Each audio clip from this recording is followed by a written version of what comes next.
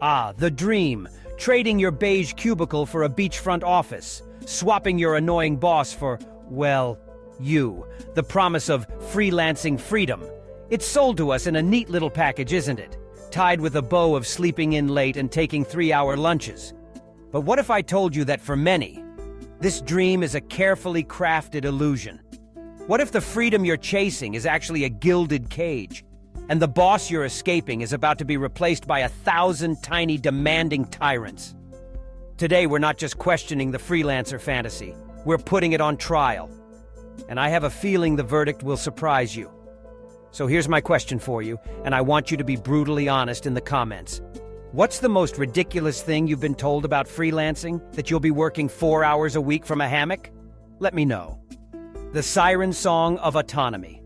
Let's start by acknowledging the conventional wisdom, the siren song that lures so many to the rocky shores of self-employment. It goes something like this. Be your own boss. Control your own destiny. Finally, get paid what you're worth. It's a powerful narrative, deeply rooted in the American ethos of rugged individualism. We're told that the 9-to-5 is a soul-crushing relic of a bygone era and that the future belongs to the agile, the independent, the freelancer. The sales pitch is intoxicating. You see the Instagram posts, the latte art next to a MacBook, the scenic mountain view from a home office, the gleeful proclamation of firing a client. It all points to a life of ultimate control and creative fulfillment. A life where you are the captain of your own ship, sailing on an ocean of endless opportunity. But here's a little secret the gurus selling you this dream don't often share. When you're the captain, you're also the deckhand, the cook, the navigator, and the person who has to scrub the barnacles off the hull in the middle of a storm. The inversion. Your new boss is a psychopath, and it's you. This brings us to our first inversion. The idea that you're escaping a boss is frankly hilarious. In reality, you're trading one boss for dozens, and your primary boss is the most demanding, unforgiving, and emotionally unstable person you've ever worked for. Yourself. Think about it. Would you ever tolerate a boss who calls you at 3 a.m. with a brilliant idea? A boss who berates you for taking a sick day? A boss who constantly reminds you that if you don't perform, you might not be able to pay your rent? Welcome to the wonderful world of self-management. The internal pressure to succeed, to hustle, to constantly be on, can be far more oppressive than any micromanaging middle manager. And what about your other new bosses? Your clients? The promise is that you can fire any client you don't like. But when you're just starting out and every invoice is a lifeline, the power dynamic is rarely in your favor. You find yourself bending to unreasonable demands, answering emails at all hours, and chasing payments with the persistence of a bloodhound.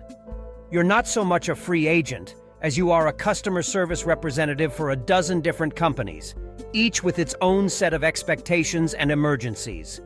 The freedom to set your own hours often translates to the freedom to work whenever a client has a last-minute request.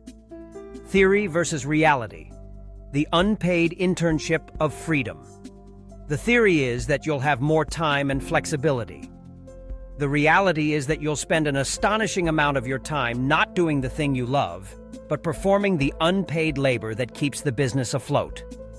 Let's say you're a brilliant graphic designer who decides to go freelance. You imagine your days will be filled with creative flow, bringing beautiful visions to life.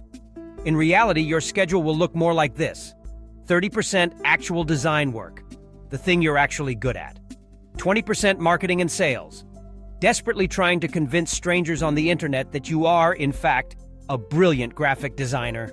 15% administrative tasks, invoicing, bookkeeping, and trying to understand the tax code. 15% client communication, answering emails, attending virtual meetings, and deciphering vague feedback like, make it pop more.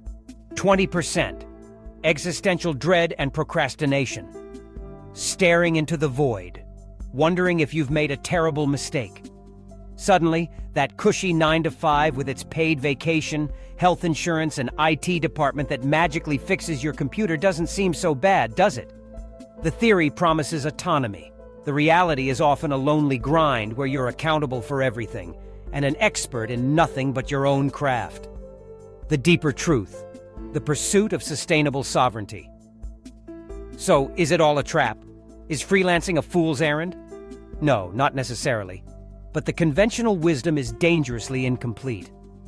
The goal isn't freedom in the chaotic, anarchic sense of the word. The goal is sovereignty. Sovereignty isn't about having no boss. It's about being a good boss to yourself.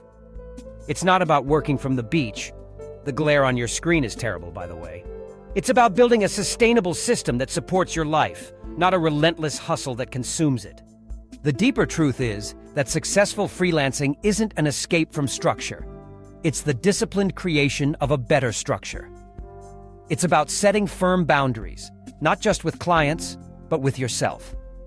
It's about understanding that you are not just a creative, but the CEO of a small business, and that business needs processes, financial planning, and a clear vision to survive.